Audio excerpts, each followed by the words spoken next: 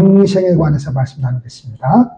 하나님께서 창조하신 이 세상의 모든 피조물은 다 의미와 목적이 있습니다.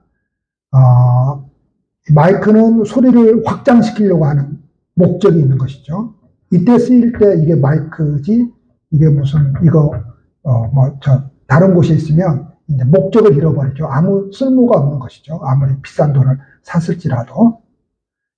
하나님이 세상을 창조하시고 나서 보시기에 심히 좋았더라. 계속해서 말씀합니다. 하루, 이틀, 사일, 나흘.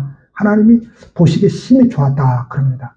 여기서 보시기에 심히 좋았다라고 하는 것은 하나님이 만드신 목적대로 이게 피조물들이 그렇게 움직이고 있다는 겁니다.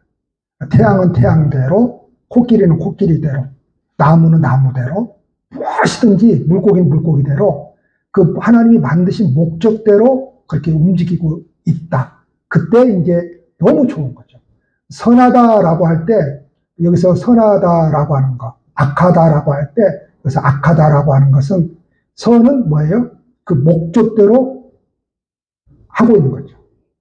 악은 무엇인가 하면 그 목적, 맡겨진 자리를 이탈하는 게 악이거든요. 그러니까 사단인 것은, 마귀인 것은 그 자리를 이탈한 거잖아요. 어떤 목적으로 하나님이 만들었는데요. 성가대를 만들어 놓고 영광 받으시기 위해서, 찬양으로 영광 받으시기 위해서 조직을 했잖아요. 성가대를. 소위 말해서 찬양단을. 그리고 이제 거기다가 대장을 이제 세워놨어요. 그랬더니 그 대장이 자기도 하나님처럼 될 수 있다. 교만했잖아요. 그래, 그 자리를 이탈한 거잖아요. 그래서 하나님처럼 되려고 하는 거잖아요. 그래서 이게 하나님 때 쫓아버린 거잖아요. 그러니까 악이 뭔가 하면 자기 자리를 이탈하는 게 악입니다. 우리가 이제 어떤 자리들을 맡게 되잖아요. 자리들을 맡게 되면은 그 자리를 맡았다라고 하는 것은 그 자리를 최선을 다해서 지키라고 하는 것이거든요.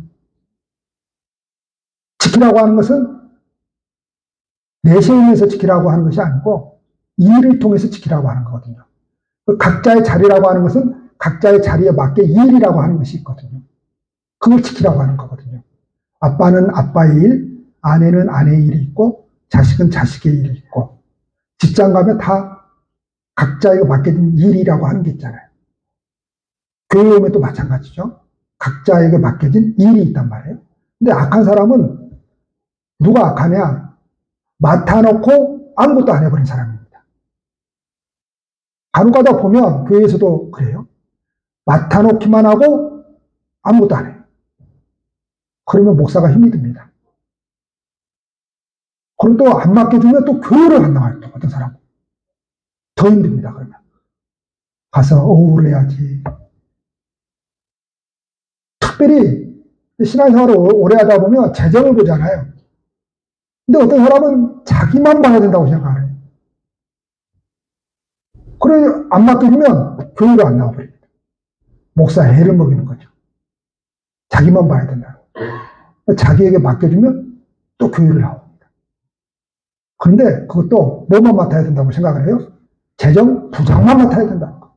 자기가.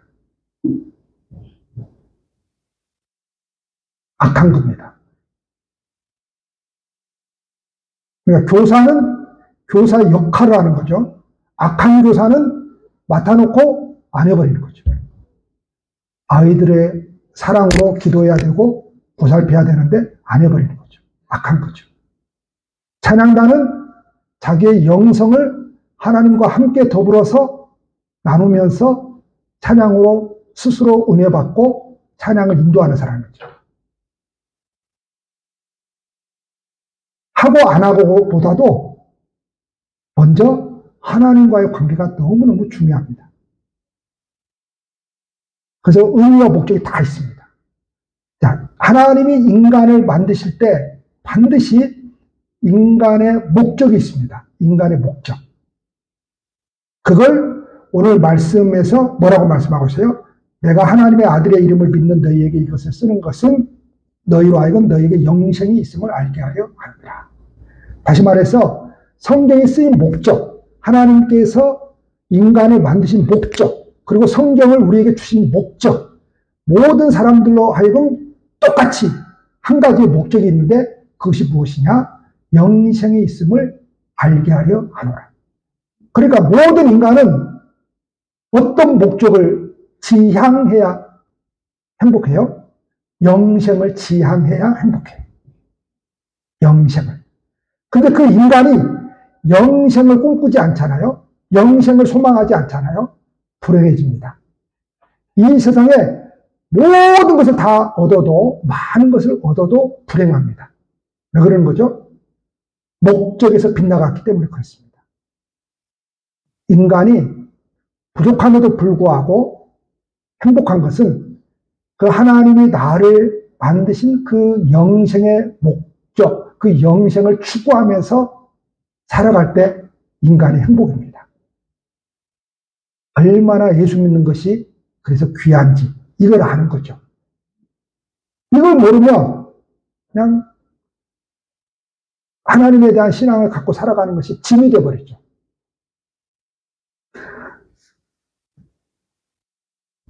그런데 영생을 많은 사람들이 또 오해를 하기도 해요. 무엇인가 하면 영생불사, 그냥 죽지 않고 영원히 산다. 아닙니다. 우리 다 죽습니다. 그게 영생이 아니에요. 죽지 않고 영원히 사는 게 영생이 아니라 우리 다 죽습니다. 그리고 영생을 이 세상에서 편안함이나 안녕 이런 게 아닙니다. 예수 믿기 때문에 더 불편할 수도 있습니다. 예수 믿기 때문에 안녕 못할 수도 있어요. 그리고 번영의 차원이 아닙니다. 예수 믿는다고 이 세상에서 내 일이 잘 되고 내가 추구하는 지위가 자꾸 올라가고 이 세상에서 많은 것들이 더 소유가 늘어나고 이런 게 아닙니다. 예수 잘 믿으면 더 그런 것들이 더 많이 들어오고 이게 아닙니다. 그런 차원이 아닙니다. 영생이라고 하는 것은. 하나님께서 20절을 통해서 영생에 대해서 말씀하고 있습니다. 뭐라고 말씀하고 있습니까? 영생이란 예수 그리스도 안에 있는 것이다. 그럽니다. 영원한 생명은 불교에서 찾을 수가 없습니다.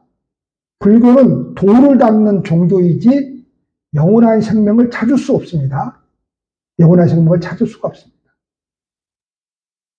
코끼리를 섬기는 사람들도 있고 소를 섬기는 사람들도 있는데 그런 짐승에게서 영생을 찾을 수가 없습니다. 모든 민족은 거의 태양신을 섬기는데 그래서 정월 초하루 날 그 태양이 떠오르는 그때 가서 소원을 빌면 한 해 동안 내 소원이 이루어진다고 믿잖아요. 그 태양신 섬기는 거거든요. 그 태양에게 영생이 없습니다. 이 세상에 있는 어떤 종교라고 말하는 그런 종교에 영생이 없습니다. 영생은 오직 누구 안에만 있다고 말합니까? 예수 그리스도 안에 있다고 말합니다. 그러니까 그 예수 그리스도 안에 있는 것을 찾아야 됩니다. 천국은 뭐 하는 자의 것이라고 그랬죠? 침노하는 자의 것이라고 그랬죠. 침노는 뭐예요? 내가 들어가야 돼요. 예수님이 아주 좋은 그 비유를 말씀하셨잖아요. 쉽게 이야기하면 그거잖아요. 농부가 논을 이렇게 가는데 남의 논을 가는 거예요. 남의 논을 갈아달라고 해서 갈아주는데 뭐가 털컹 걸리는 거예요. 이게 뭔 소리야 하고 그거를 봐봤더니 거기서 뭐가 나오는 거예요? 소위 말해서 금짝이 나오는 거예요. 금괴가 나오는 거예요. 이 사람이 그걸 좋게 주인한테 갖다 줄까요? 안 갖다 줄까요? 안 갖다 주죠. 바보지, 그거 갖다 주는 것은. 성경이 그렇게 기록되죠. 갖다 줬다, 안 갖다 줬다? 안 갖다 줬다. 다시 더 땅을 깊이 파고 금괴를 꼭꼭 숨겨놨어요. 그리고 그 땅 주인한테 가서 그러는 거예요. 이게 이제, 이럽시다. 이게 3천만 원짜리인데 땅이, 내가 땅을 갈다 보니까 자네 땅이 참 탐이 나네. 이거 요즘 시세 한 3천만 원 하지. 내가 5천만 원 주겠네. 그랬어요. 이 주인이 팔까요, 안 팔까요? 네, 팔죠. 그래서 이 친구가 왜 이렇게 땅을 살려고 그러지? 가만히 보니까 얘 조금 더 불러도 되겠어. 고개를 살래 흔들면서, 글쎄, 우리 아들이 못 팔게 할 건데, 그런가요? 그거 뭐예요? 돈 더 달라는 거지. 사정사정 해가지고, 뭐요? 1억을 주고 산다고 합시다. 왜 1억을 주고 사는 거예요? 알잖아요, 자기는. 그 땅속에 금괴가 있다는 것을. 그러면서 예수님이 뭐예요? 천국은 그런 것이다. 천국은 침노하는 자인 거예요. 천국은 뭐예요? 그래서 우리 인생을 다 걸어도 될 만큼 너무 귀한 것이다 이 말이죠. 근데 사람들이 안 걸어요. 왜 안 걸어요? 그러기 싫다는 거죠. 자, 여러분, 영생은 무엇인가 하면 영원의 근원입니다. 자, 영생은 그 영원한 하나님 아버지와의 결합을 의미합니다. 다른 표현으로 하면, 쉽게 표현하면 이겁니다. 그 하나님을 우리 마음에 모시고, 모시면 그 다음에 뭐 하는 거예요? 이게 동거하는 겁니다. 동거하는 겁니다. 동거. 옛날에는 동거 많이 했어요. 왜냐하면 바로 결혼을 못하니까 너무 가난한 시절에는 동거를 많이 했어요. 자, 모시면 집이 되는 거예요, 여기가. 그분과 이 집에서, 이 마음속 집에서 동거를 하는 거예요. 동거를 하면 내가 가는 곳에 누구도 가는 거예요? 하나님도 함께 가는 거예요. 그래서 동행이라고 하는 거예요. 동거하고 동행하는 거예요. 동거하고 동행하면 뭐 하는 거예요? 함께 살면 함께 살지 않는 사람보다 더 사귐이 깊어지는 거예요. 그렇죠? 사귐이 깊어진다라고 하는 것은 함께 살기 때문에 사귐이 깊어지는 거예요. 다른 사람은 내 아내에 대해서 몰라도, 다른 사람은 내 남편에 대해서 몰라도, 다른 사람은 함께 사는 내 자식에 대해서 몰라도 함께 사는 나는 내 남편의 어떤 사람인지 너무 잘 알아요. 내 아내가 어떤 사람인지 너무 잘 알아요. 내 자식이 어떤 자식들인지 너무 잘 알아요. 왜 그러는 거죠? 함께 살기 때문에 그런 거예요. 사귐이 깊어지는 거죠. 그러니까 신앙은 뭐냐? 영생은 뭐냐? 바로 단계예요. 이게 뭔가 하면 단순히 예수 믿었다고 해서 거기서 끝나는 게 아니다라고 하는 거예요. 하나님의 집을 지은 거예요, 여기에. 하나님과 예수님과 함께 살 수 있는 마음의 집을 지은 거예요. 마음의 집을 지으면 뭐 하는 거예요, 예수님과? 동거하는 거예요, 동거하는 거예요. 동거하면은 동행하게 되는 거예요, 동행. 동행하면은 뭐예요? 계속 사귐이 깊어지는 거죠. 그래서 상대방을 더 서로 잘 아는 거죠. 나의 연약함을 누가 잘 아느냐? 내 속에 계신 예수님이 더 잘 알죠. 하나님을 누가 더 잘 아느냐? 내 속에 모신 사람이 하나님을 더 잘 알죠. 속에 모시지 못한 사람은 하나님을 알지를 못합니다. 물론 지식적으로는 알 수 있어요. 알 수 있죠. 그러나 이 속에 모신 사람이 아는 것이지 겉으로는 모르는 겁니다. 그냥 겉에서 옆집 보고 그냥 나 저 집 잘 알아, 저 집 남편 잘 알아, 저 집 모르는 겁니다. 함께 사는 사람이 잘 아는 거죠. 그것이 뭐라는 거예요? 모시고 집을 지어서 동행하고 동거하고 사귀는 것이죠. 그런데 그 동행, 동거, 사귐이 어디에서 이루어지는 겁니까? 아무것도 없는 무릉도원에서 이루어지는 게 아니에요. 무릉도원이 뭐예요? 현실을 벗어나서, 고통 없는 현실을 벗어나서 그냥 좋은 그 무릉도원에서 아무 근심 걱정 없는 거기에서 하나님의 나라가 이루어지는 게 아니에요. 영생은 어디에서 이루어지는 거예요? 내가 살고 있는 이 현실 가운데에서 이루어지는 겁니다. 이 현실 가운데서. 현실이라고 하는 곳은 어떤 곳이에요? 결혼해서 사는 것이 여러분 만만합니까? 만만하지 않죠. 그렇죠? 만만한 일이 아닙니다, 여러분. 만만한 일이 아닙니다. 피는 안 흘리지만 피투성처럼 싸워내야 살 수 있는 곳이죠. 그렇죠? 자식들하고, 남편하고, 아내하고. 세상에서 여러분 사는 것이 만만합니까? 만만하지 않죠. 얼마나 힘이 듭니까? 얼마나 고통스럽고, 얼마나 고난이 따르고, 얼마나 문제가 많고, 얼마나 갈등이 많습니까? 그게 현실입니다. 그 현실 속에서 하나님의 나라가 만들어지는 것이지, 그 시대에 이단 사입인 그 영지주의자들이 말하는 것처럼 이 현실은 뭐예요? 하나님의 육에 속한 거야. 인간의 육에 속한 거야. 그래서 비하시키고 낮게 취급을 하는 거죠. 그래서 육신의 일을 낮게 취급을 하는 거예요. 그래서 인간의 일을 낮게 취급을 하는 거죠.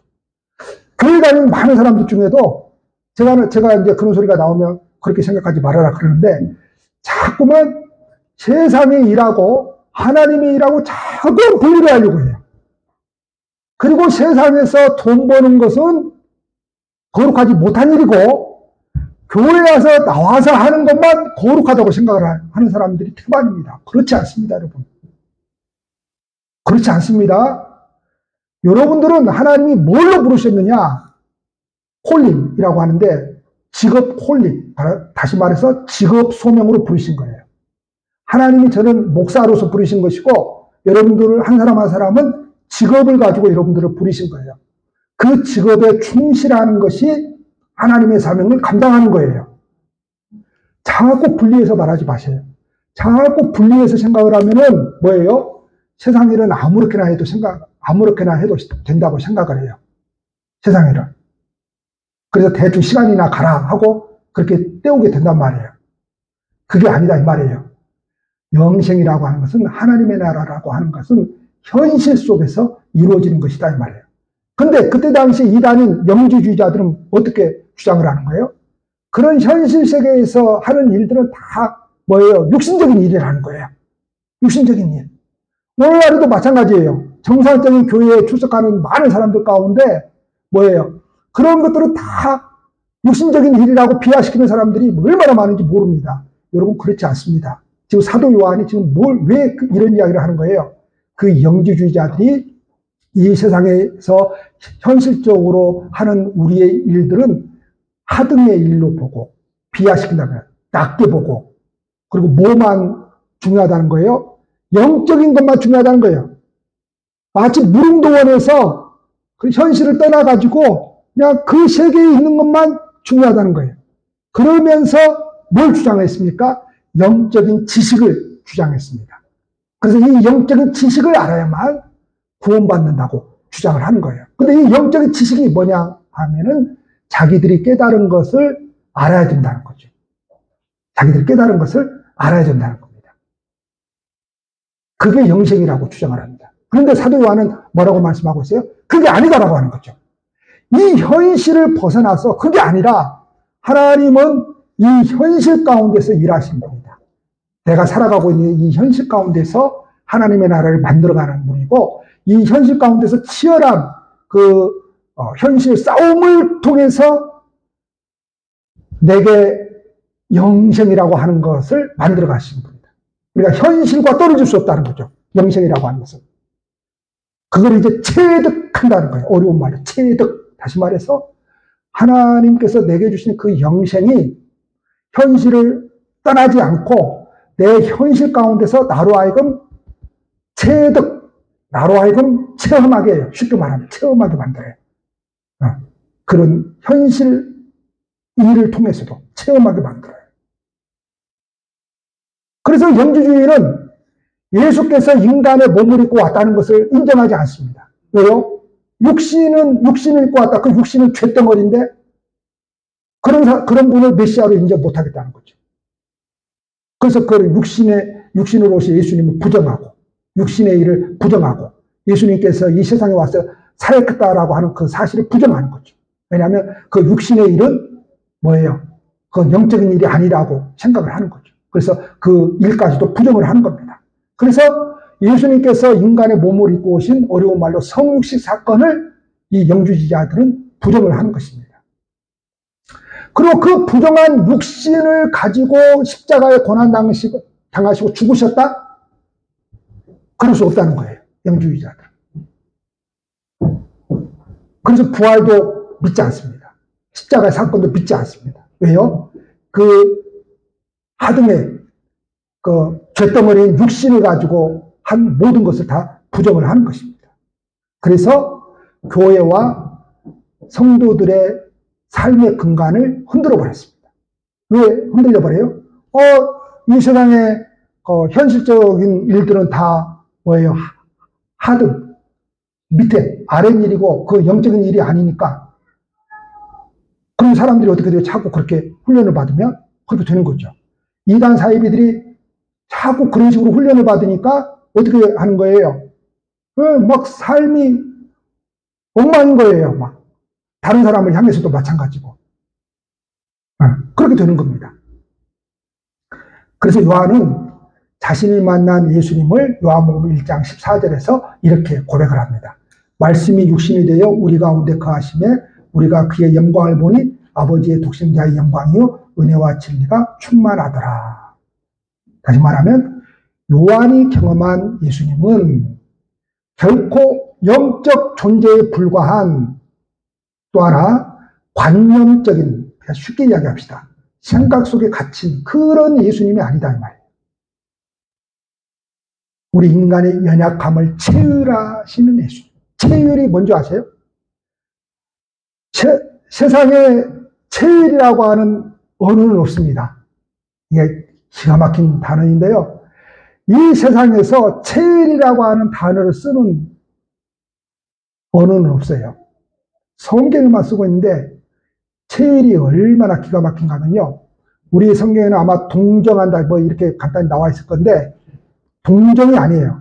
단순히 동정이 아니라 예수님이 우리의 연약함을 체휼했다라고 하는 것은 우리의 연약함이 있죠. 다. 그렇죠. 그 연약함이라고 하는 것은 대부분 우리가 자주 넘어지는 실패와 실수들이죠. 쉽게 말하면 죄들이죠. 근데 우리 인생의 고난, 고통이죠. 근데 그 예수님이 체휼했다라고 하는 것은 그런 인간의 고난과 고통을 함께 나하고 겪어낸다는 거예요. 함께 나하고 겪어내고 있다는 거예요. 우리가 신앙생활하면서 신앙이 조금 깊어지면서 우리가 많은 위로를 받는 것은 내가 힘든 거, 내가 어려운 거, 내가 문제가 있는 거, 내 예수님이 함께하고 있다는 거죠. 거기서 우리가 힘을 얻죠. 나만 감당하고 있는 것이 아니라 예수님이 함께 나를 위해서 감당하고 있다라고 하는 것에 우리가 힘을 얻죠. 그런 비유 많이 들어보셨을 거예요. 모래 위의 발자국. 어떤 사람이 예수님을 만났을 때 약속을 하신 거예요. 절대로 예수님이 나를 떠나지 않겠다고. 그러죠, 성경에. 근데 어느 날 자기 인생의 뒤를 보니까 아니 함께 네 발자국이 있어야 되는데 자기 발자국밖에 없는 거예요. 근데 그때를 보니까 가장 힘들 때예요. 그때가 내 인생에서 정말 징글징글 힘들 때예요. 근데 나를 때는 네 발자국이 있더니 딱 네 발자국밖에 없는 거예요. 그래서 예수님께 다시 물었어요. 예수님 그럴 수가 있냐고. 나를 떠나지 않겠다고, 나와 함께 하겠다고, 영원히 나와 함께 하겠다고 그랬으면서 세상에 내가 뒤를 돌아보니 내 발자국밖에 없어요. 근데 그때가 내가 가장 힘든 인생의 시기를 살고 있었을 때인데 어떻게 당신이 나한테 그럴 수 있냐고 따져 물었더니 예수님 뭐라고 말씀하시더라고요. 그것만 내 발자국이야. 그 네 발자국이 아니라 그거 내 발자국이야. 내가 너 그때 업고 걸었어. 그랬잖아요. 그래서 이 사람이 거기에서 또 한번 무릎 꿇은 거죠. 우리 예수님이 그런 분입니다. 바로 그 영주주의자들은 그러니까 이 현실을 도피하는 거죠. 하나님과 관계없다고 말하고 육신적인 일은 하나님께서 영광 받지 않는다고 이야기를 하고. 근데 사도 요한이 발견한 예수님은 아니라고 하는 거예요.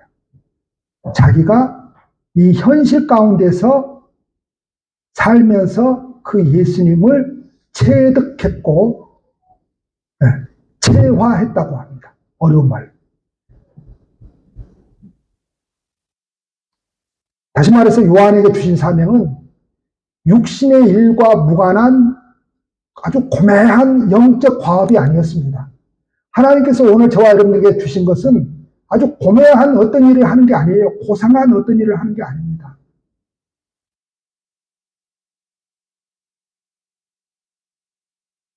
이제 제가 목요 기도회를 이제 우리 교회에서 하는데 새벽마다 목요 기도회를 참석을 하거든요. 그러면 이제 목요 기도회를 하고 이제 식당 가서 이제 가볍게 식사를 해요. 이제 아침을 먹어요. 아침을 먹어요. 저는 그 목요 기도회가 참 마음에 드는 게 아침을 준다는 거예요. 아침. 그날은 배가 터져요. 아침부터 밥을 먹으니까. 다른 날은 제가 누룽지를 먹거든요. 집에서. 그날은 아침부터 배가 터져요. 밥 한 그릇이 참 저는 좋아요. 밥 한 그릇이.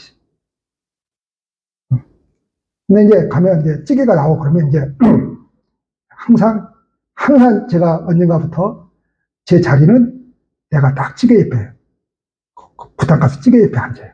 그리고 내가 퍼져요. 제 자랑질을 하고 있습니다, 지금.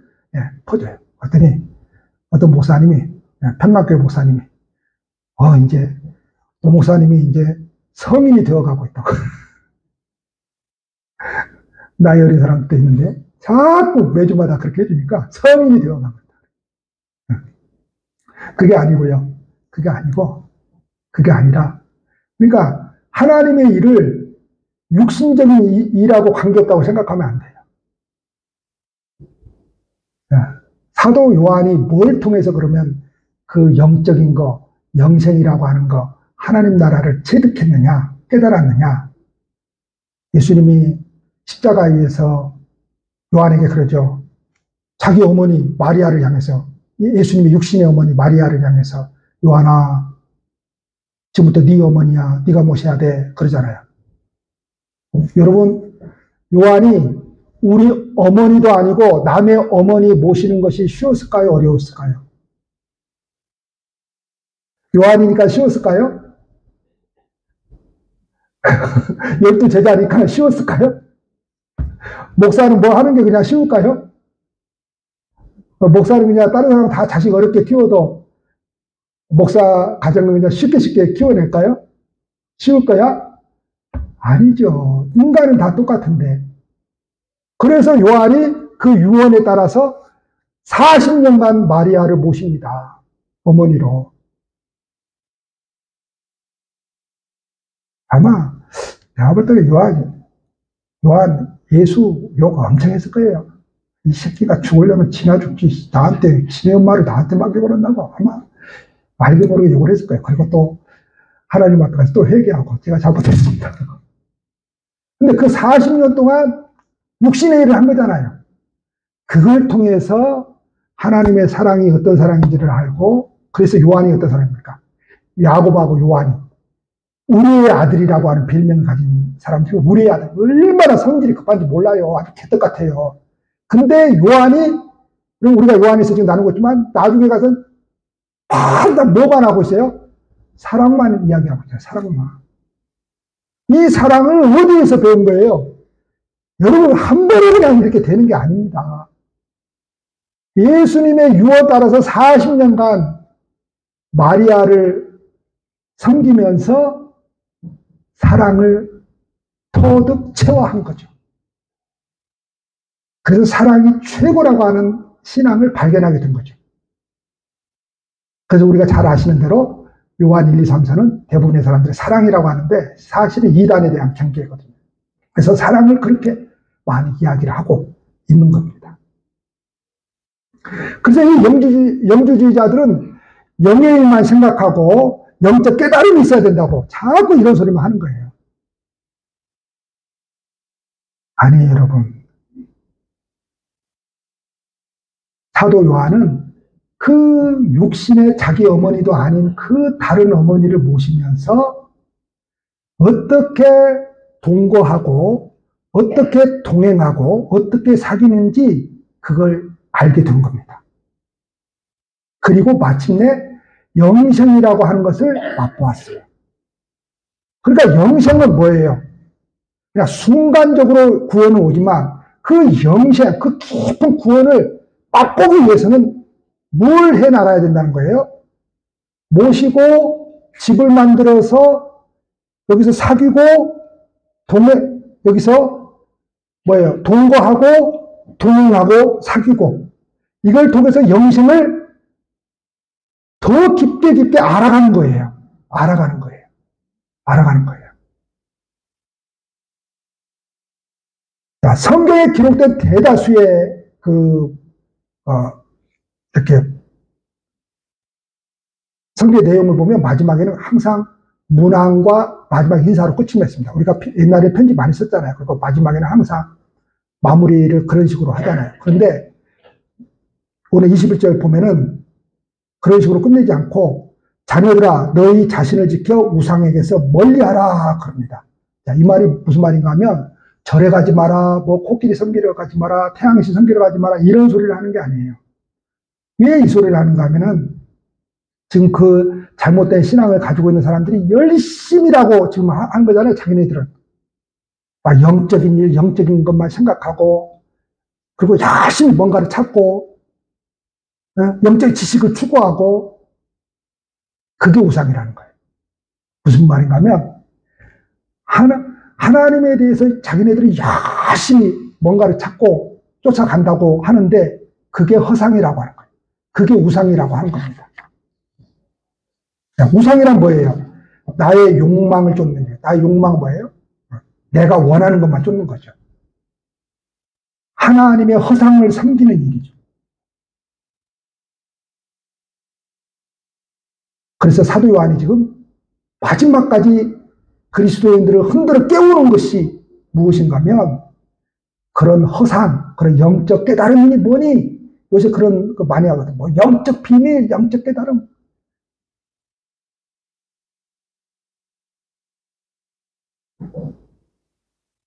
그게 아니다라고 하는 거예요. 한 젊은 청년이 예수님께 와서 질문을 합니다. 우리 아주 떳떳하게 아주 당당하게 질문을 합니다. 왜 당당하게 질문을 합니까? 자기는 그 방면에서 자신이 있으니까 당당하게 질문하죠. 예수님, 어떻게 하면 영생을 얻겠습니까?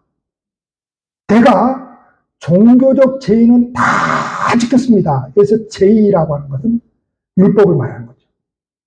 형식상의 율법을 다 지켰다는 거죠. 제사도 다, 그때는 제사 지냈어요. 초대교회 때는 유대인들 다 지켰다 이 소리죠. 오늘날로 말하면 나는 예배 다 드렸고 나는 기도도 했습니다 이 소리입니다. 찬송도 했고 그런 거 나는 다 지켰습니다. 다 해왔습니다. 그랬어요. 그러니까 예수님이 뭐라고 말씀하셔요? 그래? 너 돈 많잖아. 그 돈 좀 가난한 사람들 네 주위에 많더만 그거 좀 나눠줘라 그랬어요. 그때 이 청년이 뭐라고 기록을 하고 있어요? 근심함에 돌아가다. 왜 근심함에 돌아간 거예요? 내가 예배드리고 기도하고 찬송하는 것을 하겠는데 돈은 못 내놓겠다는 거죠.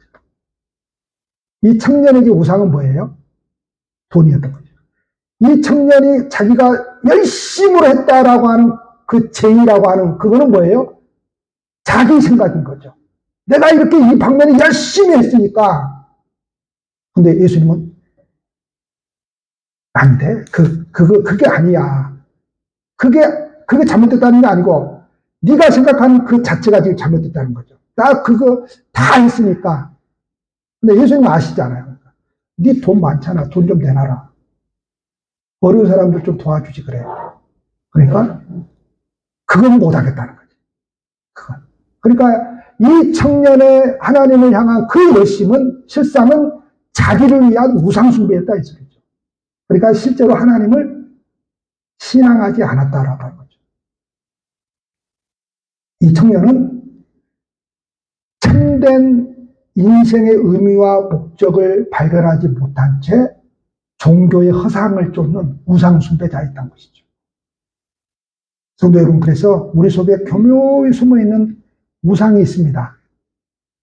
우상. 다시 말하면 하나님과의 관계를 가로막고 있는 그 우상. 그래서 여러분, 우리의 마음과 삶 속에서 하나님이 거하실 집을 우리가 아름답게 가꾸어 가야 됩니다. 아름답게 가꾸어 가는 것은 힘이 드는 일입니다. 제가 어제 뉴스판을 한 편 읽었는데 율촌, 우리 또 율촌, 40몇 살 그분을 이렇게 취재해가지고 올렸더라고요.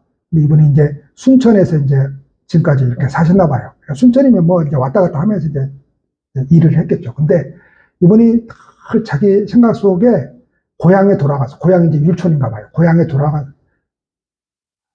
거기가 이름이, 그분이 만들어 놓은 그 이름이 덩굴담인가? 덩굴담? 이렇게 유촌이나 어린이집 그런 데서도 많이 가게 생겼어요. 근데 이분이 이제 자기 이제 평소 꿈이 있었어요. 고향에 돌아가서 그런 뭔가를 이렇게. 그래서 이제 도시 생활에 지쳐서 유촌 이제 고향에 돌아와서 원래 자기 이제 땅도 좀 있고 요새 농사 안 짓는 사람들이 너무 많아서 막 빈 땅도 많잖아요. 그걸 이제 계속 이제 10년 가까이 그걸 이제 전부 다 막 다른 땅도 이제 빌려가지고 가꾼 거예요, 이제. 얼굴에 시커멓게 탔죠. 말도 못하죠. 그래가지고 막 잔디가 있고, 막 꽃이 피고, 막, 진짜 아름답게 이렇게 만들어 놨더라고요. 다시 말해서, 우리가 신앙을 만들어가는 사람들이잖아요. 그러니까 신앙생활을 열심히 해야 되겠다라고 하는 것도 고통, 고난이 따르는 거죠. 노력이 따르는 겁니다. 자꾸 사람들은 우리의 노력과 그런 고통의 시간들을 자꾸 외면하면서 그거는 신앙이 아니라고 생각하는데 여러분 그렇지 않습니다. 예수님의 제자들 보십시오. 그 부활의 주님을 목격하고 나서 그 고통스러운 길을 걷잖아요. 끝내는 다 죽잖아요. 자기들도. 그러는 거예요, 여러분. 신앙을 소유하게 되면 예수님을 그 마음속에 모시게 되면 여러분 노력을 하는 거예요. 노력에는 고통이 따르는 거예요.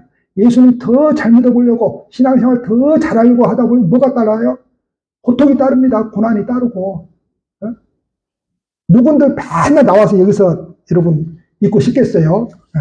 그냥 적당히 그냥 하고 싶겠죠. 일주일에 그냥 한 번 나와서 많으면 2번. 요새는 2번 나와도 진짜 열심히 하는 사람이에요. 태반이 한 번이니까. 종교 생활은 될 수 있을지언정 여러분 그거는 생명은 있을 수가 없습니다. 생명이 있을 수가 없어요. 그러니까 고통이 따르는 거예요. 신앙을 우리가 성숙시키려고 성장시키려고 해도 고통이 따르는 거예요. 여러분 고통이. 저 힘들어요. 화상으로 성경 통독하고 큐티 하는데 나는 쉬울 줄 알았어요. 근데 세 팀을 내가 맡아서 지금 하잖아요. 말을 나는 화상으로 하면 덜 할 줄 알았는데 말은 똑같이 해야 되더라고요. 나이가 먹으니까요, 말을 좀 하게 되면요, 막 입이 바짝바짝 마르고, 수요일날 제일 힘든 게 있는데, 수요 말씀 전하고 통성기도 하잖아요. 얼마나 힘든지 몰라요. 젊었을 때 저 그러지 않았거든요. 막, 쌩쌩하게 했는데, 너무 힘들어요.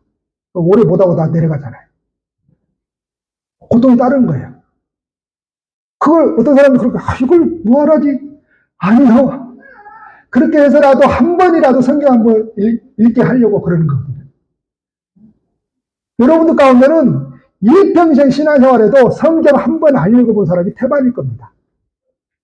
여러분들 가운데는. 그러니까 뭐든지요, 성숙시키고 알려고 하고 성장시키고 신앙의 어떤 것들을 이루어내기 위해서는요, 고통이 따릅니다. 고통 없이 만들어지는 것은 없습니다. 고통 없이 만들어지는 것은 없어요. 근데 그 고통을 견뎌내면서 해내면요, 내가 어느 순간 탁 성장해가지고 있어요. 분명합니다, 그것은. 그래서 나중에 보면요, 목회를 하다 보면, 성경 공부하고, 찬송하고, 기도하는 사람들 이렇게 막 하고, 이렇게 같이 하잖아요. 그러면 옛날 10년 전에 하고, 5년 전에 하고, 3년 전에 하고, 지금하고 다릅니다. 말이 달라요, 말이. 말이 달라요. 사람의 신앙 수준에 따라서 말을 하거든요. 그래서 무슨 말이라고 하는 건 아름다운 말, 그런 말을 말하는 게 아니고요. 옛날에는 믿음 없는 말을 했어요. 근데 지금은 믿음의 말을 합니다. 틀려요. 완전 틀려요. 목사가 즐거울 때가 언제나 그때죠. 저 사람이 옛날에는 원망도 많고 불평도 많고 자기 인생에 대해서 그렇게 불평도 많고, 교회에 대해서 그렇게 그러더니, 어느 순간, 딱 시간이 지나오면서 달라진 것을 발견하게 돼요. 달라졌다라고 하는 것은 그 말이 달라요. 고백이 틀려져요. 믿음의 말을 하더라는 거예요. 여러분, 고통이 따릅니다. 우리가 하나님을 신앙하는 것도 고통이 따르는 겁니다. 어떻게 죄된 인간이 하나님을 알 수가 있습니까? 말이 안 되는 거죠. 근데 그 죄된 인간이 하나님을 알아가려고 하는데 고통이 안 따라요? 말도 안 되는 거죠. 말도 안 되는 거죠. 엄청난 고통이 따른 겁니다. 그래서 여러분, 영생이 뭐냐? 하나님 나라가 뭐냐? 사도 요한처럼 삶의 의미와 목적을 어디서 발견하느냐? 내 현실 가운데서 발견하는 건데, 그 내게 주신 자리에서 노력하는 겁니다. 노력한다라고 하는 것은 쉬운 일이 아니라고 하는 것이죠. 그래서 굵은 땀방울을 흘려야 되고, 사랑을 실천하는 그 자리가 쉬운 일이 아니라고 하는 거죠. 그러나 이 삶이 너무너무 복된 삶이라고 말씀하고 있습니다. 그런 한 주간이 되어지기를 축복합니다. 기도하시고.